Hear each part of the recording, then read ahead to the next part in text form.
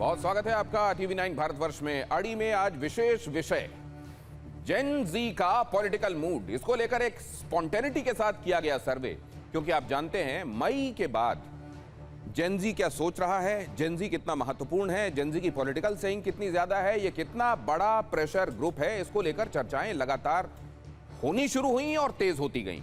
तो ऐसे में यह आवश्यक लगा कि जेन जी का मूड, उसका मिजाज भांपा जाए। सी वोटर ने इसको लेकर एक सर्वे किया। यह सर्वे ज्यादा से ज्यादा साइंटिफिक हो और इसमें एरर की गुंजाइश कम से कम हो, यह बात ध्यान रखते हुए सर्वे किया गया।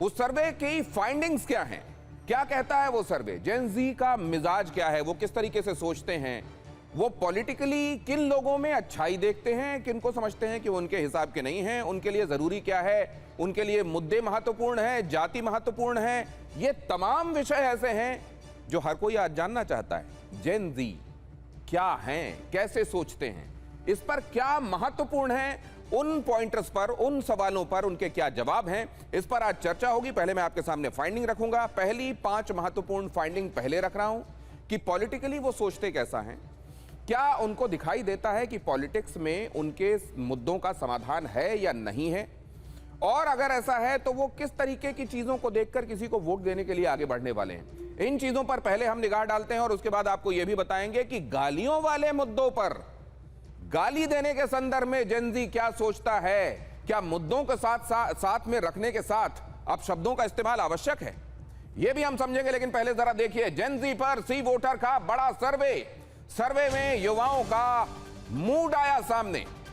रोजगार, शिक्षा, स्वास्थ्य उनके लिए सबसे बड़ा चुनावी मुद्दा है।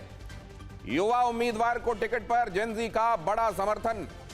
युवा उम्मीदवार होंगे तो जेन जी ज्यादा उत्साह के साथ पॉलिटिक्स में इन्वॉल्व होगा, पॉलिटिक्स में अपने आप को, वो अपनी सक्रियता का सार्थक होना देखेगा।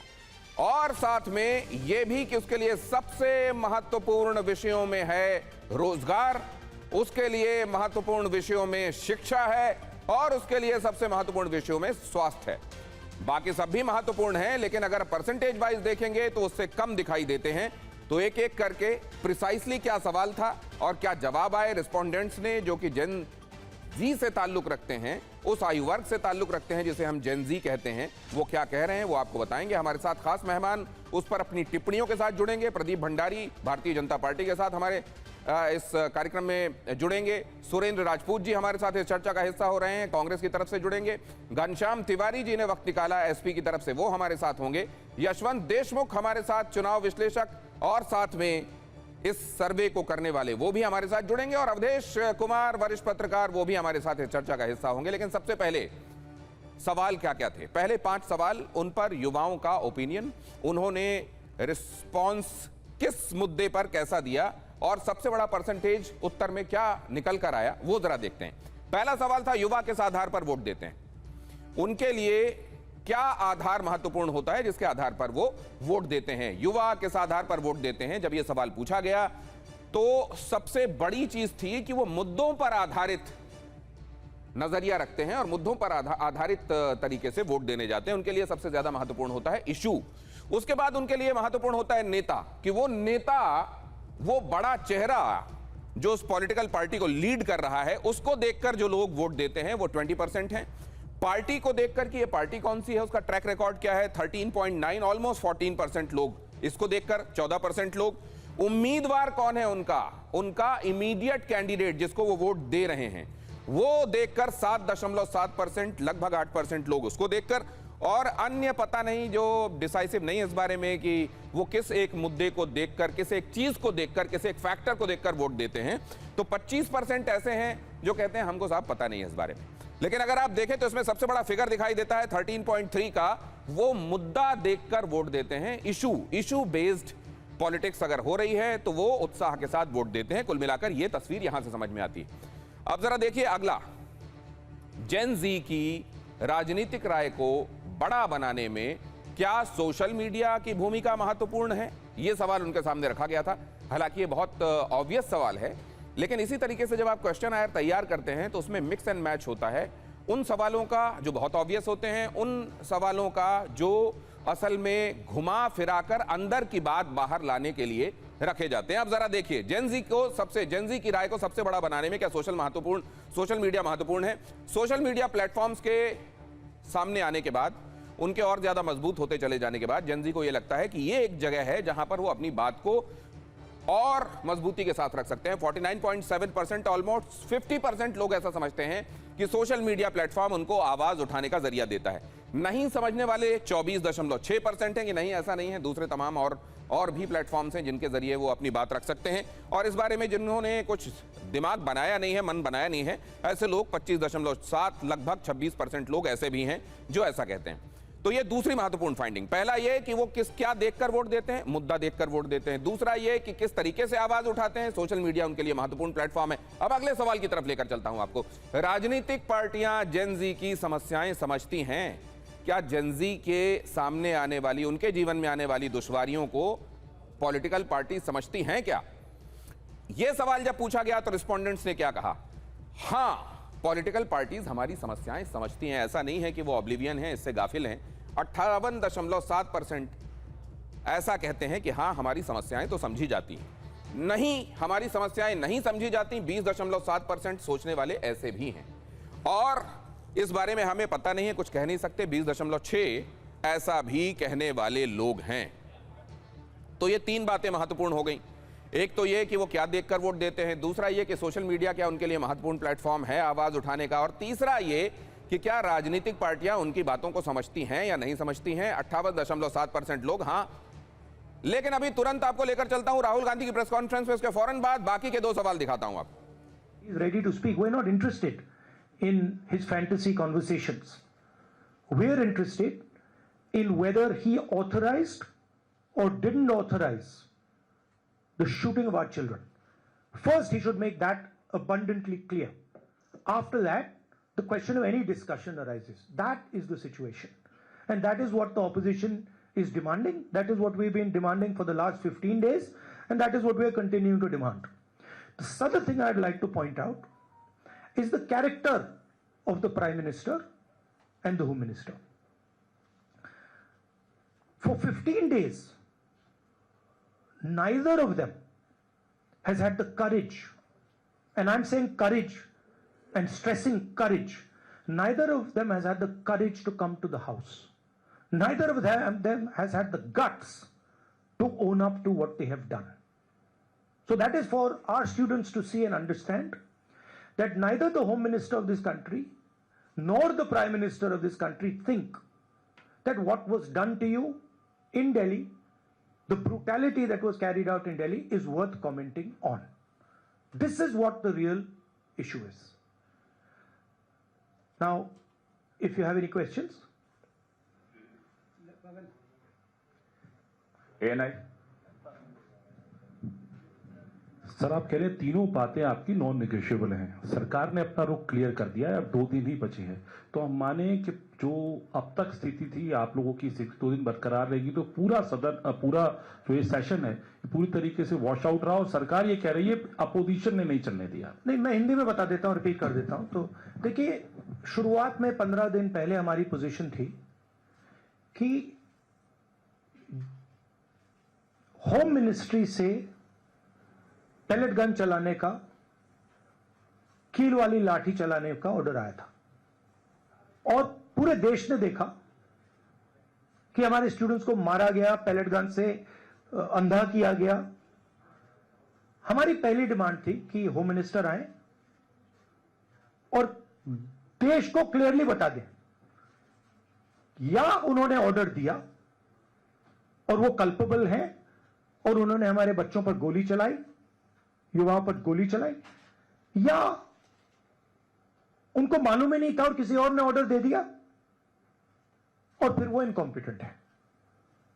और हमारा कहना था कि इस पर उनको स्टेटमेंट देनी चाहिए और हम उनका इस्तीफा मांग रहे हैं। सेकंड पॉइंट, जो हमारे स्टूडेंट्स पे दिल्ली में गोली चलाई गई, मारा गया, उसके लिए प्रधानमंत्री को अपोलोजाइज करना है। और तीसरी डिमांड, जो प्रधानमंत्री ने राम मंदिर ट्रस्ट पे अपने लोग बैठाए थे, जिन्होंने करोड़ों रुपए चोरी किए हैं सबके सामने,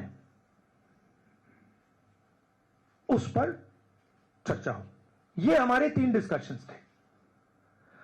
हमारा कहना नहीं था कि अमित शाह जी आके किसी भी सब्जेक्ट पे भाषण दे दें, जनरल चीजें आके बोल दें, हमें उसमें कोई इंटरेस्ट नहीं है, देश को भी इंटरेस्ट नहीं है, उनकी क्या ओपिनियन है किसी को कोई इंटरेस्ट नहीं है उसमें। हम ये जानना चाहते हैं कि गोली किसने चलवाई, और अगर इन्होंने नहीं चलवाई तो होम मिनिस्ट्री ने किसने चलवाई, और कल्पेबिलिटी है या इनकॉम्पिटेंस है, ये हम समझना चाहते हैं। तो ये हमारी पोजीशन शुरुआत से थी। From day one it has been our position is not changed. ये पूरा ड्रामा जो चल रहा है, अमित शाह का जो गुब्बारा फटा है उसको रिपेयर करने का, उसमें फिर से गैस भरने की कोशिश हो रही है, ठीक है। और वो गुब्बारा फट गया है, उसमें कोई मतलब गैस नहीं भरी जा सकती। Amit Shah does not have the courage, guts नहीं है उसमें कि वो पार्लियामेंट में आके हमारे सामने खड़ा हो जाए। 15 दिन उन्होंने ये दिखाया है, और ना नरेंद्र मोदी जी में गट्स है ना अमित शाह जी में गट्स है।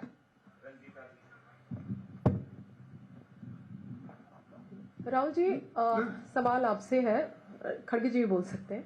सवाल यह है कि 20 जुलाई का जिक्र आप कर रहे हैं, जिसको लेकर संसद में भी लगातार विपक्षी पार्टी जो है वो प्रदर्शन कर रही है, कह रही गृह मंत्री आकर के जवाब दे।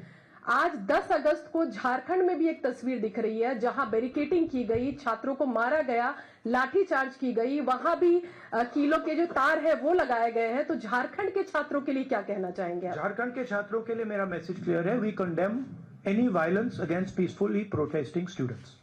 Does not matter where it is happening, we condemn it, we are against it, we do not recommend it, we do not support it. We are very clear, कोई कंफ्यूजन नहीं हमारे माइंड में।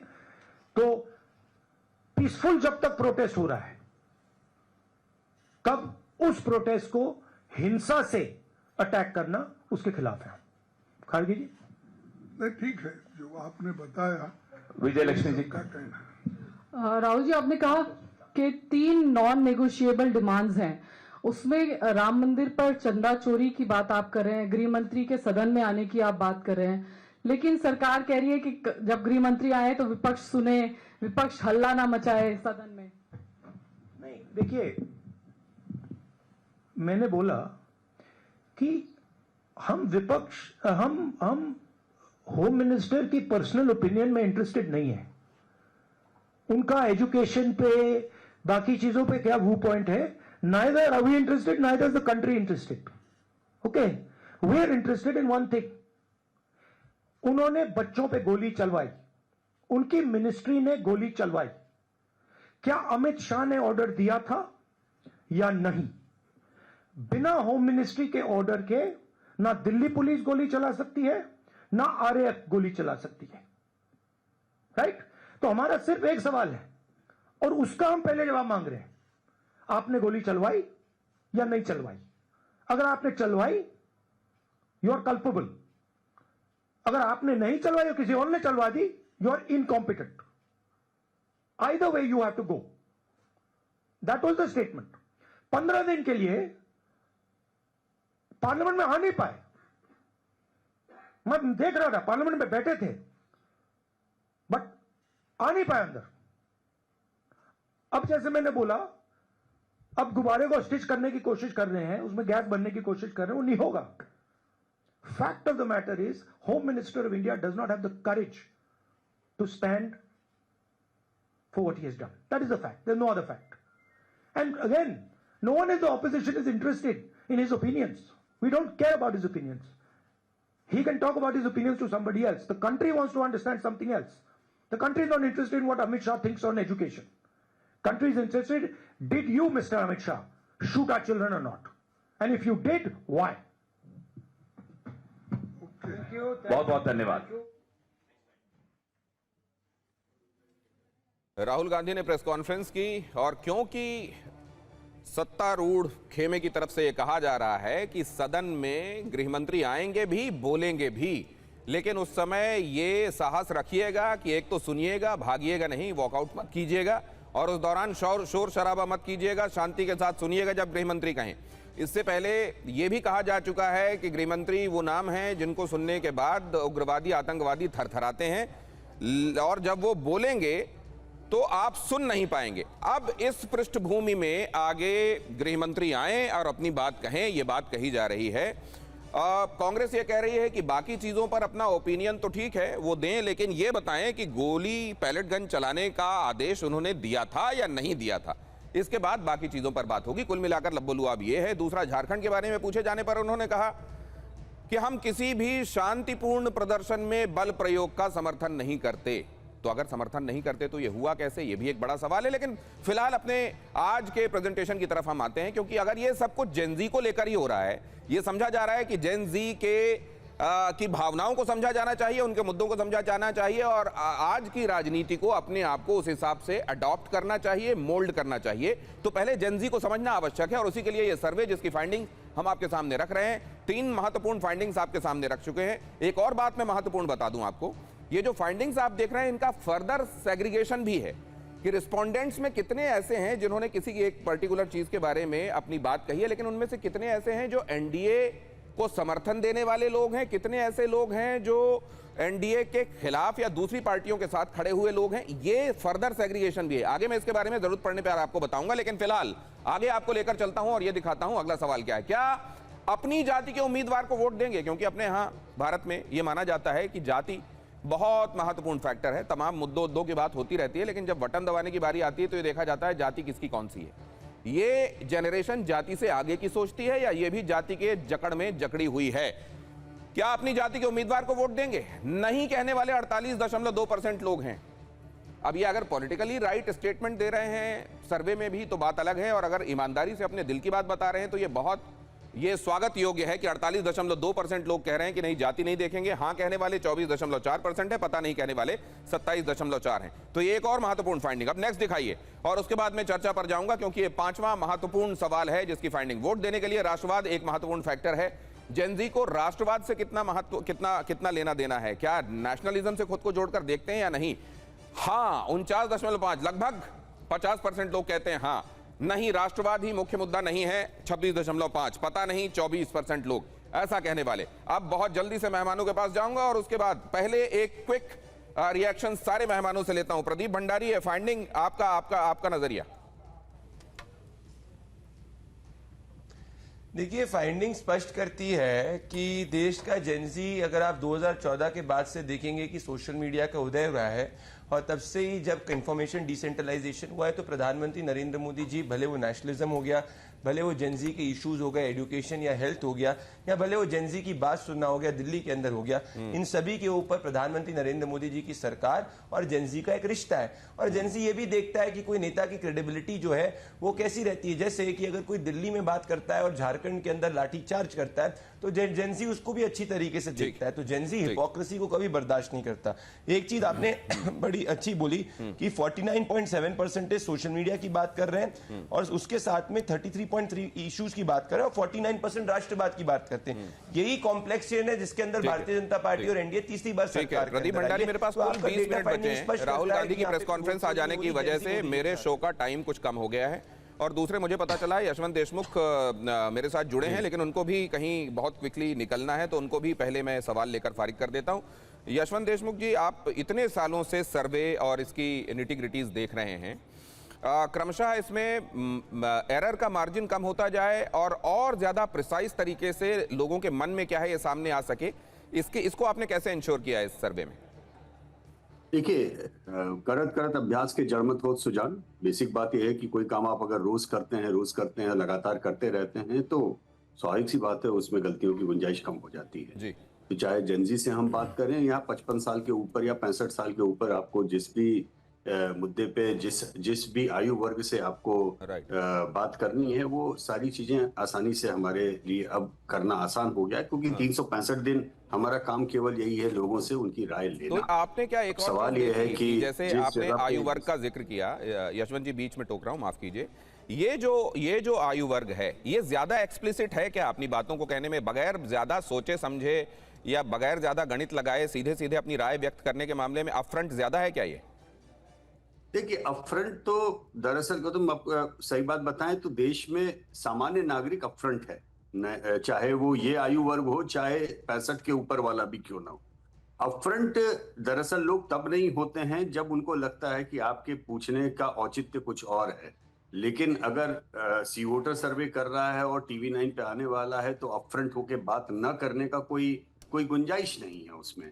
और अगर आपका मैंने अपने पहले वाली ग्राफिक के ऊपर आपका एनालिसिस पे सुन रहा था, तो ये बात कई बार लगती है कि लोग अच्छी बात बोलने के लिए, सही साउंड करने के लिए क्या ऐसी बात करते हैं। तो मेरा ऐसा मानना है कि केवल ऐसी बात नहीं है। इस देश में आज जाति और धर्म के ऊपर 80 साल से लगभग राजनीति चल रही है दिनेश, और मेरा अपना मानना है कि आज देश में दो सबसे बड़ी जातियां जो चुनावी तरीके से उभर के आई हैं, उसमें पहली जाति है महिला और दूसरी जाति है युवा। इन दोनों जातियों में और किसी जाति का कोई योगदान या धर्म का योगदान उस तरीके से नहीं रह जाता। लेकिन ये बात सही है कि उसमें भी 10 तरीके के शेड्स हैं, 10 तरीके के स्पेक्ट्रम हैं। किसी के लिए मुद्दे बड़े हैं, किसी के लिए राष्ट्रवाद का मुद्दा बड़ा है, किसी के लिए नेतृत्व का मुद्दा बड़ा है, तमाम चीजें हैं। लेकिन हाल फिलहाल में कम से कम सीजेपी के मुद्दे पे या नीट के मुद्दे पे या उसके पहले 12वीं के सीबीएसई के मुद्दे पे या धर्मेंद्र प्रधान के मुद्दे पे या उससे भी पहले यूजीसी के मुद्दे पे जब हमने बात की है पिछले कुछ महीनों में, जो गुस्सा या नाराजगी थी वो अक्रॉस द पॉलिटिकल स्पेक्ट्रम सामने आया, अक्रॉस द एज एक ग्रुप बात आया, और यशवंत जी मैं across जानना the चाहता हूं। पॉलिटिकल सपोर्ट आया। तो ये एक बात समझनी पड़ेगी हमें देश में कि देश का नागरिक कुछ मुद्दों के ऊपर किसी भी तरीके का भेदभाव बंटवारा यशवंत जी नहीं देख एक करके और बात देश के बताइए, एक ये जो एज ग्रुप है किसी चीज को लेकर अपनी धारणाओं के संदर्भ में कितना स्टेबल है या कितना वॉलेटाइल है? मतलब किसी चीज में मान लीजिए उसने अपनी राय व्यक्त की है तो वो राय उसकी रहेगी और लंबे समय तक रहेगी या कुछ दिनों में वो बदल भी सकता है? देखिए, जो मौलिक राय है वो बदलने वाली नहीं है। अगर उसको दबाने की कोशिश की जाएगी तो वो गुस्सा होगा और भी ज्यादा नाराज होगा। लेकिन हाँ, इतना जरूर है कि ये कोई अंधे होकर के उनकी राय किसी के पक्ष में या किसी के विपक्ष में नहीं आ रही है। ठीक है। तमाम चीजों के ऊपर हमने पहले भी सर्वे किए और हमने पाया है कि वो किसी एक से नाराज होकर के दूसरे को आंख मूंद के वोट दे दे, ये भी नहीं होने वाला है। और दूसरी तरफ ये भी बहुत कहना महत्वपूर्ण है कि किसी भी वोट बैंक या किसी भी पार्टी का कैप्टिव वोट बनकर के पसंद नहीं करता। वो मुद्दों और जो उस समय का मूड है उसके हिसाब से ही हिलना जुलना चाहता है। ऐसा नहीं कि आप उसे टेकन फॉर ग्रांटेड लेके भी बैठ जाएं, और ऐसा भी नहीं है कि आप मान के चलें कि हमने आज यहाँ पे तंबू उखाड़ दिया है तो वो सारा कुछ आंख मूंद करके हमारे हिस्से में आ रहा है। राइट। बहुत धन्यवाद यशवंत जी, आपकी फ्लाइट है वरना आपसे और भी लंबी चर्चा करनी थी। बहुत शुक्रिया। अब जरा इसको मैं अपने पॉलिटिकल गेस्ट की तरफ लेकर जाता हूं। अभी तक की जो फाइंडिंग है और उसमें ये बात कि ये लगभग स्थापित धारणाएं हैं, जैसा यशवंत जी कह रहे थे, जो उन्होंने कह दिया वो लगभग सोच विचार कर कहा है। अगर ऐसा है तो अब मैं सुरेंद्र राजपूत जी से समझना चाहूंगा। सुरेंद्र जी, ये इसमें क्या दिखाई दे रहा है? इसमें कोई ट्रांजिशन, कोई चेंज दिखाई दे रहा है या युवा ऐसा ही रहा है और उस मामले में ये स्टेटस को वाली स्थिति है? दिनेश भाई, एक बड़ा पुराना सा शेर है, कहते हार गए जेनजी के आगे, लाठी वाठी हंटर वंटर, और भारत फिर से एक हुआ है, गर्व है तुझ पर जंतर मंतर। जंतर मंतर पर बैठे जेनजीज ने और आज आपकी और यशवंत की बातचीत ने बहुत सी चीजें क्लियर। मैं आमतौर पर यशवंत से सहमत नहीं रहता हूं, उनका इंक्लिनेशन सबको पता है किस तरफ, लेकिन आज यशवंत ने जितनी बातें कही वो कमोवेश सारी की सारी चीजें ठीक है। मैं अभी प्रदीप भाई ने बड़े विद्वान प्रवक्ता है, कहने लगे कि साहब राष्ट्रवाद, बिल्कुल सही कहा, ये राष्ट्रवाद के साथ में है, छदम राष्ट्रवाद के साथ में नहीं है। राष्ट्रवाद के साथ में पूरा युवा है और पूरा देश है, सारी की सारी। लेकिन अगर आप इनको राष्ट्रवाद के नाम पर इनका रास्ता रोकने की कोशिश करोगे, इन्हीं को पाकिस्तानी बताओगे, इन्हीं को अफगानिस्तानी आतंकवादी या खालिस्तानी बताओगे, तो ये सैलाब बनकर के आपके ऊपर बरस पड़ेंगे। ये बात आपको स्पष्ट करनी होगी।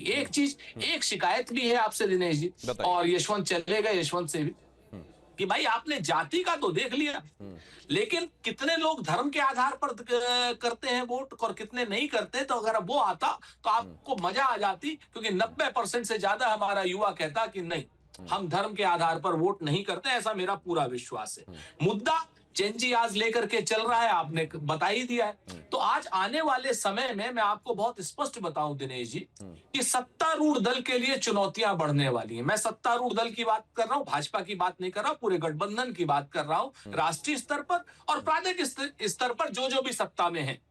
तो सत्तारूढ़ की चुनौतियां इसलिए बढ़ने वाली हैं कि जेनजीज जो है वो आपको कायदे से मैप कर रहा है।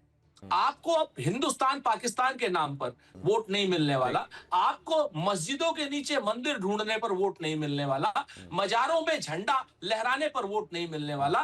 वोट आपको मिलने वाला है कि आप शिक्षा व्यवस्था में क्या सुधार करना चाहते हैं, क्या सुधार करेंगे। आप रोजगार विहीन भारत को विकसित करेंगे या रोजगार परक भारत को विकसित करेंगे। बच्चों को आप रोजगार के अवसर कितने देंगे? झूठे नहीं, सच्चे अवसर चाहिए। जिस तरीके से भारतीय जनता पार्टी कहती है कि नहीं साहब हमने तो मुद्रा लोन दे दिया, सारे के सारे स्टार्टअप 3/4 स्टार्टअप बंद हो गए हैं। तो आज एक बात और मैं आपके सामने रख देता हूं सुरेंद्र जी, ये जो what is the most important electoral issue for you, आपके लिए सबसे महत्वपूर्ण क्या है? तो जो इन लोगों ने ये इसमें अपनी राय दी है, अब देखिए इसमें एनडीए, ऑपोजिशन और अदर्स, इसके फर्दर सेग्रीगेशंस भी हैं।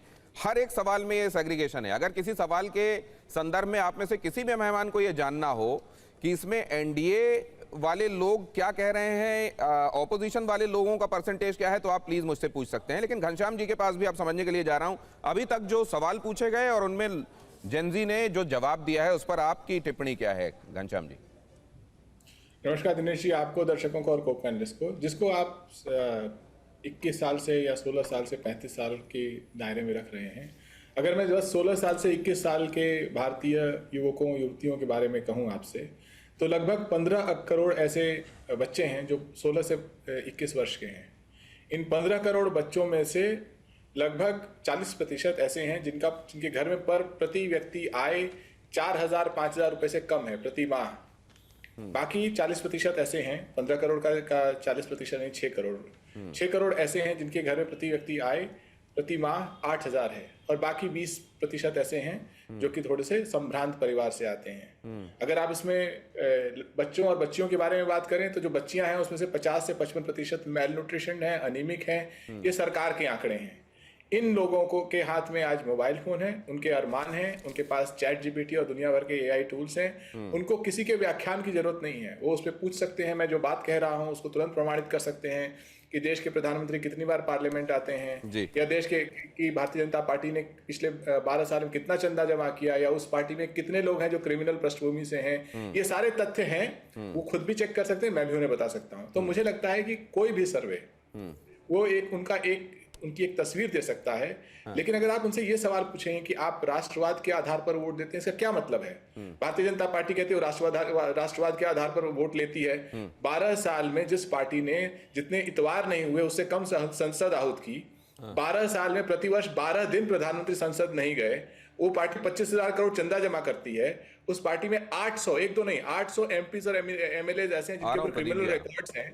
तो ऐसी पार्टी जो राष्ट्रवाद का, छद्म राष्ट्रवाद का ध्वजा लहरा रही है, राम मंदिर की चंदा चोरी से चढ़ावा चोरी तक जिसके हाथ रंगे हुए हैं, और आज इस पार्टी ने संसद को शॉपिंग मॉल बना दिया। 2/3 बहुमत के बावजूद वहां गृह मंत्री संसद नहीं आ पाते, देश के प्रधानमंत्री संसद नहीं आ पाते। तो जेनजी इन बातों को समझती है, केवल टीवी मीडियम के माध्यम से नहीं समझती, वो गूगल सर्च, आपसी बातचीत, इंस्टाग्राम और एआई के माध्यम से समझती है। मैं कुछ एक चीजें और जोड़ दूं घनश्याम जी, उसमें और समझने में आसानी होगी, और उसके बाद अवधेश जी को भी ले लेता हूं इसमें। Does social media play a major role in shaping up your opinion? इसमें एनडीए समर्थन वाले जो लोग थे उन्होंने 53.2% लोग उसमें लोग कह रहे हैं हाँ। ऑपोजिशन से रिलेटेड जो अपना इंक्लिनेशन रखते हैं वो 48.3% लोग हैं। What is the primary basis for deciding your vote? इसमें इशू कहने वाले लोगों में 30.5% एनडीए वाले हैं, 33.3% ऑपोजिशन वाले हैं। ये भी महत्वपूर्ण है। और डू यू थिंक, आ रहा हूं sir, do you think political parties understand the concerns of Gen Z? क्या पॉलिटिकल पार्टीज जेनजी के कंसर्न समझती हैं? इसमें जिन लोगों ने कहा हाँ समझती हैं, जो 20.7% हमने बताया था, उसमें 26.0% एनडीए वाले हैं और 17.1% ऑपोजिशन वाले हैं। अवधेश जी का भी एक क्विक रिएक्शन इस पर लेता हूं, फिर आगे आप लोगों के पास दो जी। अच्छा कहिए घनश्याम जी, अगर इजाजत दें तो एक वाक्य। मुझे लगता है कि ये 16 से 21 साल के बच्चों को एनडीए, बीजेपी, इस सब में बांटने की कवायद नहीं की जानी चाहिए। ये स्वतंत्र विचार के बच्चे हैं, इनकी बड़ी साधारण सी इच्छा है कि वो पढ़ाई लिखाई करें, रोजगार करें, वो कष्ट, वो बेरोजगारी न देखें जो उनके बड़े भाई बहनों ने देखी है 12 साल की मोदी सरकार में, और वो जुमले न सहें जो उनके बड़े भाई बहनों ने लेकिन समझा है। ये तो आप भी देखते हैं ना कि छात्र राजनीति भी इधर ले आती है बच्चों को, तब से ही माइंड शेप अप होने लगता है। NSUI में जाते हैं बच्चे, ABVP में जाते हैं बच्चे, लोहिया वाहिनी की तरफ, तो ये तो आप देख ही रहे हैं ना कि वो एक अंडरस्टैंडिंग तो बनने लगती है, एक शेप अप तो होने लगता है ना, तो इससे इनकार कैसे किया जा सकता है। लेकिन अब मैं अवधेश जी को इसमें लाना चाहता हूं sir, please permit me. Awadhesh ji, ये अभी तक की जो चर्चा हुई है उसमें आपका नजरिया क्या है?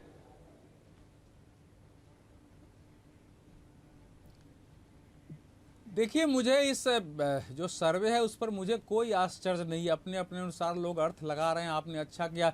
जो देश में वोटिंग का ट्रेंड है 2024 लोकसभा चुनाव के बाद, 2024 के लोकसभा चुनाव में तो एक स्थिति थी, अब उसको हम लोग अब बात मान देते हैं, उसके साथ इसका तालमेल बैठ रहा है कि नहीं, वो देखने की आवश्यकता है। तो मुझे लग रहा है बैठ रहा है। अगर देश के 49.5% लोग कह रहे हैं कि हम राष्ट्रवाद के, ये जेनजी कह रहा है कि 49.5% राष्ट्रवाद के और 33.3% मुद्दों के आधार पर वोट देते हैं, और 48.2% कर रहे हैं कि हम जाति के आधार पर वोट नहीं देते हैं, तो इन तीनों को मिला लीजिए और तीनों को मिला करके निकालिए कि हाँ फिर हमारे देश का जेनजी किस दिशा में सोच रहा है।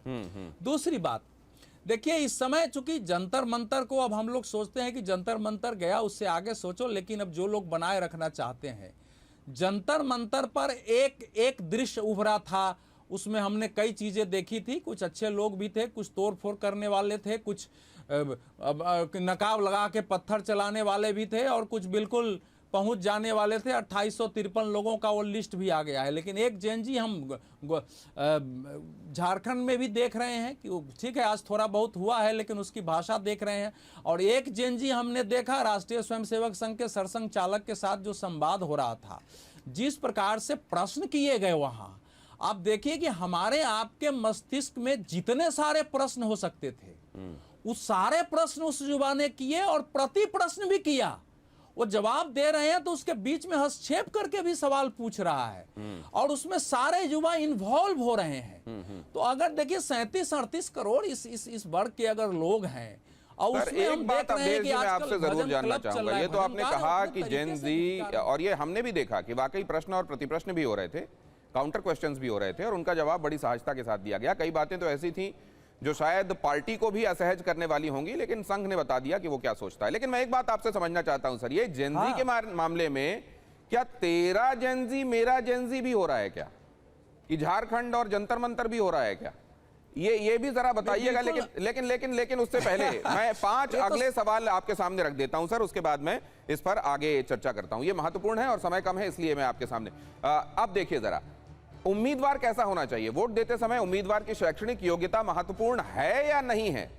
कि अगर नेतृत्व का गुण है तो एजुकेशन अगर नहीं भी होगी तो चलेगा। बहुत ज्यादा महत्वपूर्ण है एजुकेशन, 60% ऑलमोस्ट लोग ऐसा कहते हैं। कुछ हद तक इंपॉर्टेंट है 19.2%, 19.2%। बिल्कुल नहीं, एजुकेशन से कोई लेना देना जरूरी नहीं है 13.9%, और पता नहीं कहने वाले 7.4%। एजुकेशन महत्वपूर्ण है। पढ़ा लिखा व्यक्ति हो, उसका पढ़ा लिखा होने का क्रेडेंशियल भी जाहिर है, डाउटफुल ना रहे, ये महत्वपूर्ण। अब जरा देखिए, सबसे बड़ा चुनावी मुद्दा क्या है? जब यह पूछा गया कि आपके लिए सबसे बड़ा चुनावी मुद्दा क्या है, उन्होंने कहा बेरोजगारी, अनएम्प्लॉयमेंट, शिक्षा, एजुकेशन, हेल्थ, स्वास्थ्य। 53% लोग कहते हैं कि ये 3 हमारे लिए महत्वपूर्ण हैं। जेनजी कहती है ये हमारे लिए महत्वपूर्ण मुद्दे हैं। उसके बाद महंगाई आता है 13.1%, भ्रष्टाचार 11.9%, सड़क बिजली पानी वाले 8.2। शायद ये इसलिए भी हो सकता है क्योंकि बीते कुछ सालों में सड़क बिजली पानी के मामले में देश ने बहुत अच्छा किया है। हो सकता है ये इशू इसलिए नॉन इशू, उतने बड़े इशू नहीं दिखाई दे रहे हों। और अन्य पता नहीं 13.8। मेन है बेरोजगारी, अनएम्प्लॉयमेंट, शिक्षा, स्वास्थ्य, ये उनके लिए महत्वपूर्ण इश्यूज हैं। नेक्स्ट सवाल, अगला सवाल और उसका जवाब। अगर बड़ी पार्टियां युवाओं को टिकट दें तो क्या आप उन्हें वोट देंगे? अगर युवाओं को टिकट दिया जाए तो क्या? और युवा सिर्फ कहने के लिए युवा नहीं, युवा मतलब युवा की कैटेगरी में, उस एज ग्रुप में आने वाले लोग। अब हां कहने वाले लोग 74.6% हैं, नहीं कहने वाले लोग 11.9% हैं, पता नहीं कहने वाले 13.5%। मतलब ये बहुत क्लियर कट दिखाई दे रहा है कि लगभग 75% लोग कह रहे हैं युवाओं को सामने लाया जाए, अब उनको लीडरशिप की बेटन दी जाए। अब जरा देखिए आगे, जिंदगी से जुड़े मामलों में सबसे ज्यादा भरोसा किस पर है? किसकी कही गई बात को बगैर किसी इफ बट के वो स्वीकारते हैं? माता पिता। और ये ऐसी बात है जो जाहिर है पीढ़ियों से चली आ रही है, आज भी इंटैक्ट है। 75.1% लोग माता पिता की कही हुई सलाह जो उनकी है, उनका कहा हुआ जो है, उसको ही प्रामाणिक और आखिरी मानते हैं। दोस्त अगर कहते हैं तो 6.9% ऐसे भी हैं जो उसको सही मानते हैं। सोशल मीडिया इन्फ्लुएंसर जो कहते हैं उसको सही मानने वाले लगभग 7%, पता नहीं कहने वाले 11.2%। लेकिन अब सबसे महत्वपूर्ण सवाल की तरफ मैं जा रहा हूं। गालियां देना क्या जेनजी को ठीक लगता है? वो इसको एंडोर्स करते हैं। नेताओं को गाली देने वाली भाषा पर युवा क्या सोचता है? बहुत महत्वपूर्ण सवाल, और इसकी फाइंडिंग आपके सामने। शायद स्वीकार नहीं, हाँ, probably this should not be done, 29.1%। No, it is completely wrong and should not be done. बिल्कुल नहीं करना चाहिए, 21.1%। पूरी तरह स्वीकार, हाँ ऐसा होता है तो ठीक है, 21.4%। कुछ हद तक स्वीकार 15.1%। पता नहीं कहने वाले 13.3%। तो गालियों के मामले में जो दिखाई दे रहा है वो ये दिखाई दे रहा है कि उतना ज्यादा दिल पे लेने वाली ये बात है नहीं, कम से कम ये फाइंडिंग ये बता रही है। अब जरा ये जो 5 सवाल हैं, जिसमें क्या उम्मीदवार की पढ़ाई लिखाई, इस लिहाज से उसका एजुकेशनल क्वालिफिकेशन क्या उसका मायने रखता है? अगर युवा होगा तो वो वोट देंगे क्या ज्यादा?